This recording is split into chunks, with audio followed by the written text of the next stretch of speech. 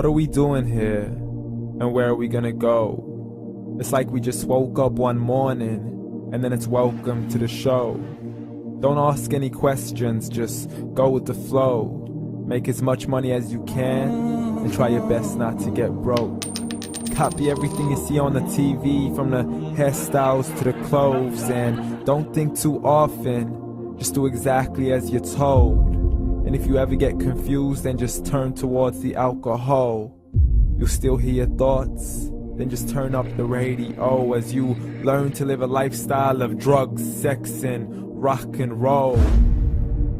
But in all honesty, I just need to know, is there more to the cycle than growing and getting old? Living and dying just to leave behind a happy home and a whole lot of property that somebody else is going to own.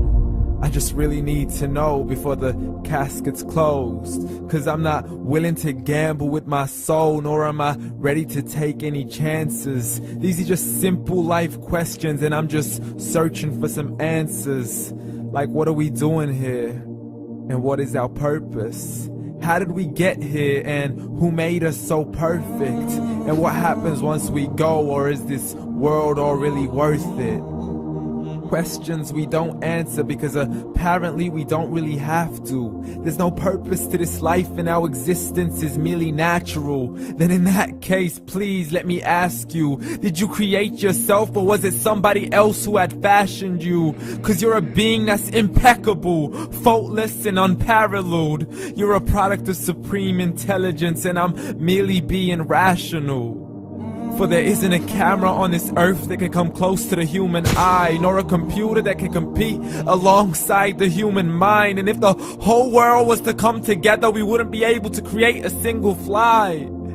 So many signs, yet we still deny. As science tries to justify that all this could come from none, when it's a simple sum. 0 plus 0 plus 0 cannot possibly ever give you 1. So from where did all this order come?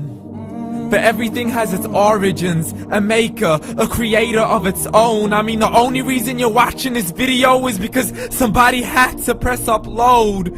So we can believe in the Big Bang, but I'd rather believe in He who caused it to explode. Allah, the creator of everything along with every single soul. The ever-living, the master, the only one who is in control. Unlike his creation, beyond our imagination. And no, he's not a man, nor does he have any partners in association. He's on his own. And no, he did not ever leave us alone. Just like every manufacturer, he left us with an instruction manual. The Quran and Islam, and I'm sorry to jump to conclusions, but it's the only one possible. The only definition of God is the one and only supreme being. It's logical, a book with 0 contradictions, with miracles that are both scientific and historical, all revealed over 1400 years ago.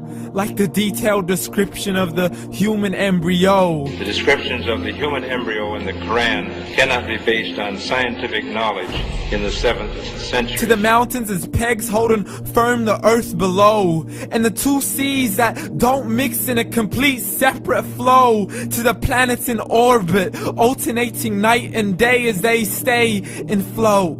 The expansion of the universe and the creation of everything from H2O. To the stories of the past and the preservation of Pharaoh. To identifying the lowest point in the land where Persia defeated Rome.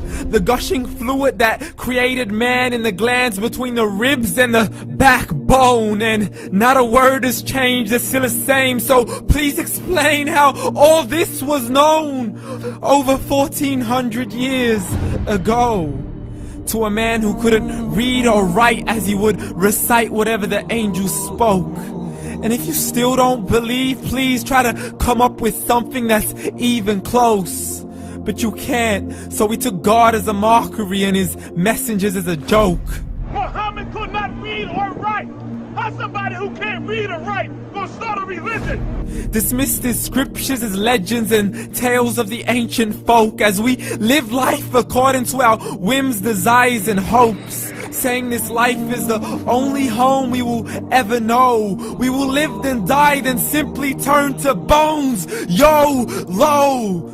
Correction, after the grass dies, the rain arrives and it regrows, and Allah promises to do the same thing to your very soul and bring you back from your very fingertips to your toes, as the all-seeing supreme being watches us so close, and we are surely being tested in our wealth, our health, and our self, and everything that we've been blessed with. So believe, for we will surely be resurrected and be brought back to our Lord and account for every single deed, as He hands us our books and orders us to read.